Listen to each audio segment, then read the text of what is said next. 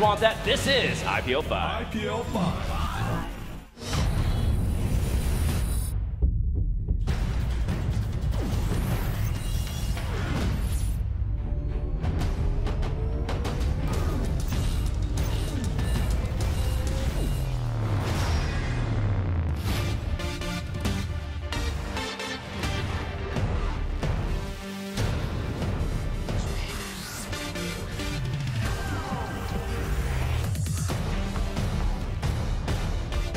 Welcome to IPL 5 Cloud Kingdom.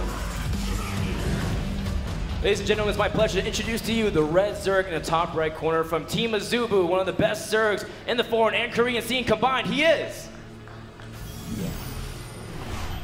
Azubu viOLet.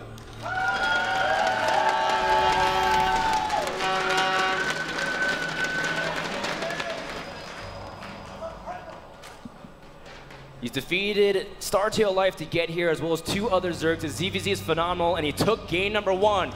He is FXO Leenock.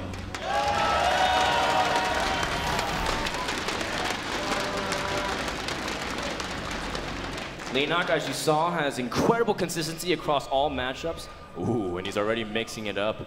What do we already see, Chef? Yeah, last game we had both players going for a hatchery first and even a Vespian Geyser before pool. So Leenock is saying, okay, if you do that again, I'm just going to come kill you right away. And now it's going to be on viOLet. Can he kind of feel that something is a little bit different? Can he decide, maybe I shouldn't expand first here on this map? This map isn't that far away. It's not that close either, though. So in this 9 pool, it's going to depend very, very heavily on the micro of the Lings versus the drones. And Leenock's going to have to decide if he's going to pull drones to do this, or if he's simply just going to send the Lings, try and expand and take it to a macro game with a lead from these early Lings. Now, what are some of the timings that you should be aware of if you're with your Overlord? Is there any kind of second mark that you really take note, or is it just based off what you scout initially with Zergling? For Leenock? For the Zerglings. No, if you're viOLet's case, because he's the one who has to defend here. Of course, of course. No, you can't really figure it out. If you see an Overlord at a certain time, you can tell that it's not going to be, but you can never tell from the Overlord timing that it is going to be something like this. Okay, that's really interesting deductive reasoning. Now, viOLet will see the first initial Zerglings, and Leenock is committed to it. He's still making more Zerglings. viOLet did go for a pool expansion as opposed to pool gas expansion, so he will have a chance there. He kind of sensed it, I would say, a little bit. He's making 6 Lings here from viOLet. He's going to throw down 2 extractors just for the trick to be able to make more Zerglings here. Does cancel them, gets the queen up actually instead of Zerglings. So viOLet here just has to defend this hatchery, and if he can, he'll be in a very good situation. As he will have more drones. Leenock already planning, well, his backup plan. He has a hatchery going up, and he's going back to drones.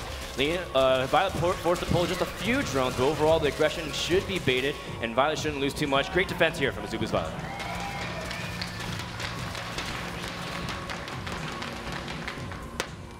Leenock is still keeping on the pressure, has 4 Lings there, forcing those drones to not be mining. That's actually a very, very huge deal. The drone count isn't that different. Leenock's only down 1 drone, 14 to 15. So keeping those 3 away, he's really figuring out a way to stay in this game despite 9 pooling and getting kind of countered by a 15 pool. Yeah, overall, again, a great follow-up by Leenock, forcing a lot more. Oh, and he even picks off a drone or 2. Very nicely done. And all of a sudden, Leenock seems like he's been able to recover his situation in a little bit more. Yep, he's going to have Vespian Gas a lot sooner than viOLet, which means he's going to have an option to be even more aggressive, right? Surprise, Leenock trying to find ways to kill him early. Overlord's using the buddy system. It's a great system, man. It's what I use to go to the restroom all the time. It's worked for years. Wait, I'm a guy, I can't say that. On Cloud Kingdom, a map where counterattacks are very strong and very potent. I mean, again, the pinnacle of that was GSL game number 7, or GSL Finals, excuse me, game number 7 between Hyun and Sniper. Just constant movement across the map. It is there's a lot of chokes. So Fungals are very powerful if they can get to that stage. But we can't ever necessarily guarantee that. Leenock's a guy that can turn on aggression any moment while still being able to balance, how much damage can he do versus how much he can get away with in Screed. Yep, he's making 2 Lings. In this case, they're not really going to be Lings that'll kill him, right? They're mostly going to be there for scouting to find out exactly what Violet's doing. And Violet, on the other hand, instead of getting speed first, he's getting a Baneling nest first. That's a very, very defensive situation that he wants to be in. He kind of wants to say, I'm going to get a whole bunch of drones, just Banelings, and I'm not going to attack you for a very, very long time. Yep, and that's going to allow Leenock and Violet to just freely poke around each other and see what they're up to, but they're pretty much matching each other's builds, other than the fact that Leenock's speed is much quicker than Violet's. Now Cloud Kingdom, well, let's see what kind of styles are also really good, because we've been seeing a lot of roach-based styles. Do you like?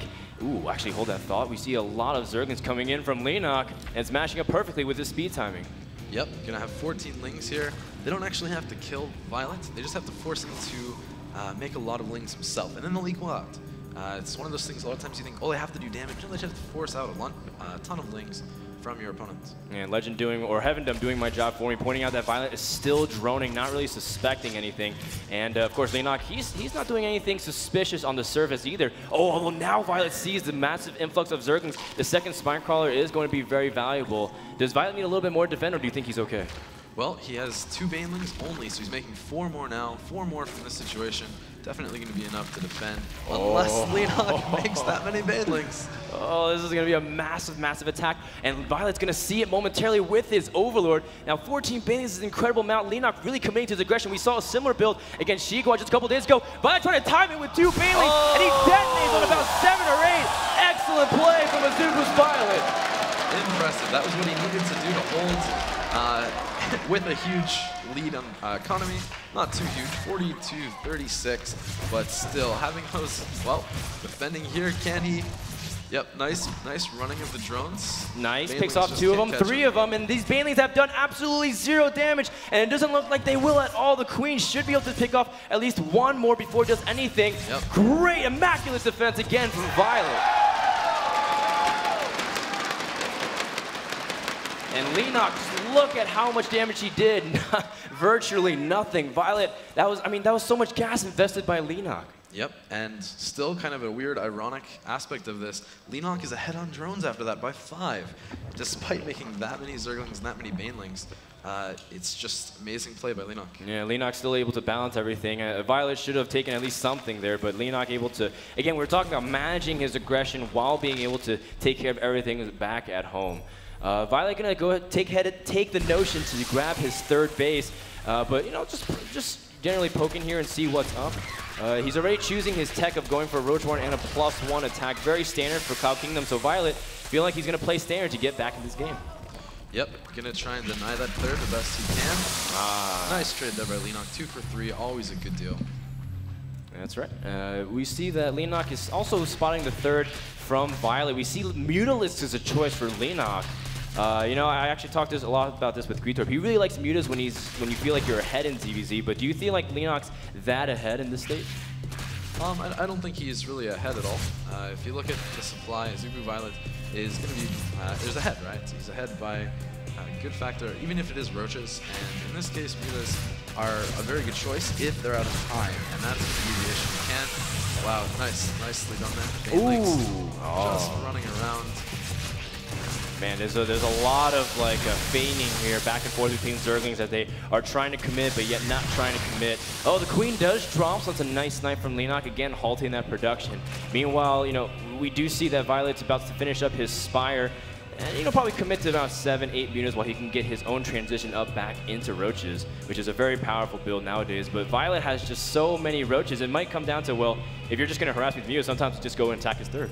Yep, the Roaches here are just going to go for the 3rd base. They're going to be able to, I believe, pick it off. I don't think Leenock's going, well, it's going to be close. That's going to be the thing. If Leenock can hold his base, he's going to have map control with the Mutas. He's going to be able to put pressure back on the 3rd of Violet, because these Roaches really can't run away that well from Mutas. So if Leenock can hold it, I don't know. The Roaches aren't focusing it down, though. They're trying to go for the natural in the main. Oh my, you're right, and the Banelings get picked off immediately by the Mutalisk. Oh, but you know, Violet's just gonna send some of them into the main, try to see if he can pull the Mutalisk back, so that way he can leave the 3rd for later and go straight for the natural. Yep, very nice play. And Violet is running in some more Roaches into the natural, trying to deal so much economic damage in both areas. Leenock's struggling to deal with all of this multitasking from viOLet. And in spite of all this, viOLet's been able to, measure out, marginalize everything perfectly, setting just enough roaches to pick off the third, being able to pressure the natural.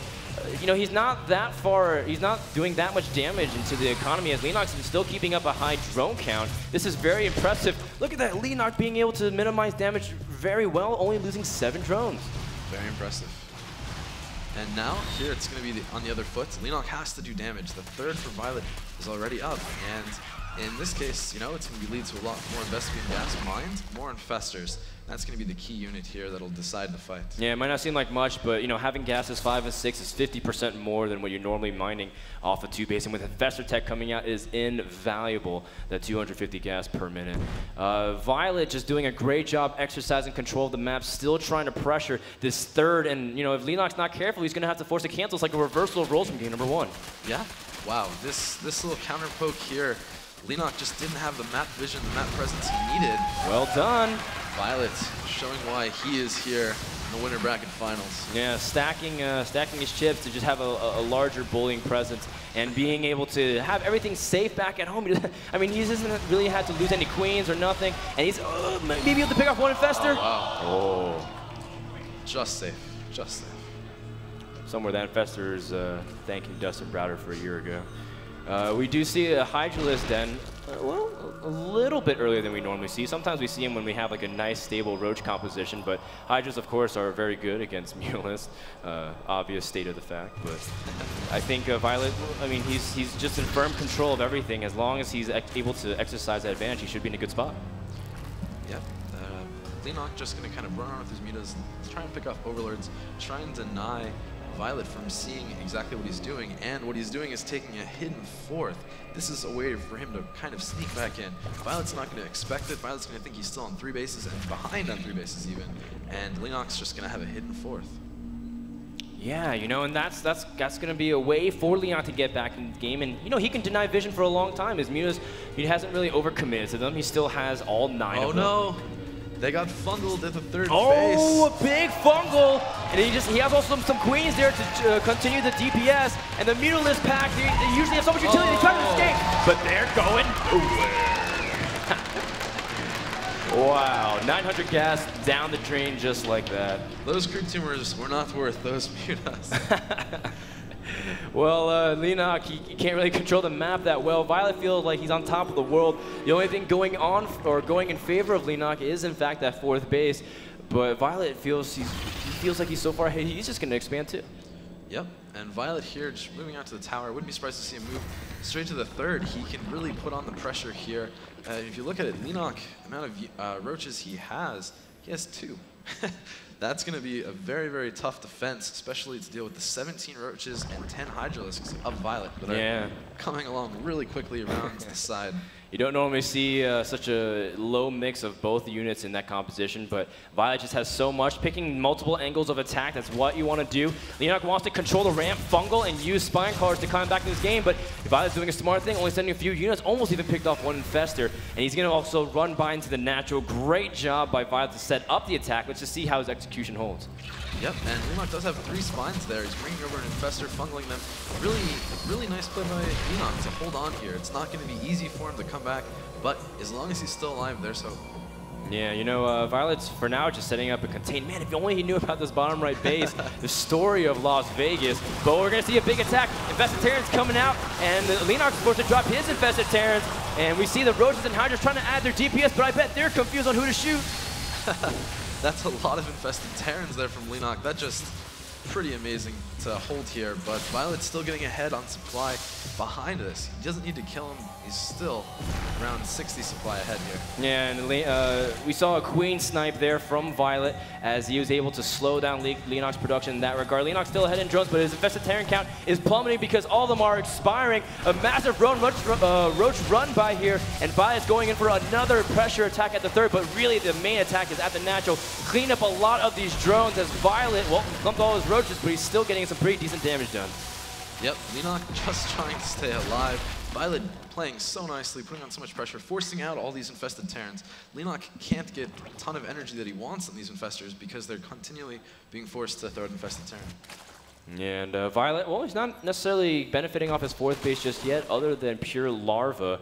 Leenock moving across the map with some of his units, but they are burrowed and festered, so he's trying to also use some of those tactics to get back into the game. This is how you do it. Those 5 infestors are going to do so much damage. Very likely he's going to split them up. He might just throw them down at the 4th and try and take it out. Or you can go for multiple prong attack with them. Yeah, we saw, you know, like lots of drops into the 3rd, the 4th, kind of pressure viOLet to make a decision. You know, if you're going to attack me, you better do it now. And that might be exactly what Leenock wants, but does he have enough to hold here, Chef? That's going to be the question. Attacking into Spine Crawlers, attacking into this many Infested Terrans. viOLet Roaches are getting trapped behind the Infestors. And a lot of Infested Terrans popping for Leenock. That's going to buy him some time, but there's a lot of supply here from viOLet. Meanwhile, we see that Leenock is still trying to rally reinforcements in here, but there's no Infestor energy left. And that's going to allow viOLet to break through this 3rd base. Amazing play. Amazing play. Oh, he's picking off the Infestors too. The Overseer seeing everything. That was 12 Infestors. Oh. Leenock trying to drop at the 4th base, trying to keep up, I guess, his economic disadvantage. But here, going to also put on some pressure at the 3rd base. But Leenock, he's going to lose his 3rd base. I don't even know if he can hold on to the natural for much longer either. GG! Going into game 3. viOLet doing a great job here of not overextending. It's very tough to tack up that ramp, especially with Spineclaw and Infestor. We've seen cases where, you know, Roaches try to move up and just get locked down, and Spineclaws can outrange them easily and just wipe out incredible deficits of supply. But just showing his a way to bypass, you know, counterattacking from different spots. And Leenock had great ideas, but overall, viOLet's execution was phenomenal. Yep, very well said. All right, guys, so as we get ready for game number 3, we're going to take a quick short commercial break. And we come back, deciding matchup, who will move on to the IPL 5 Grand Finals and who will lose or move down to the losers bracket. We'll be right back.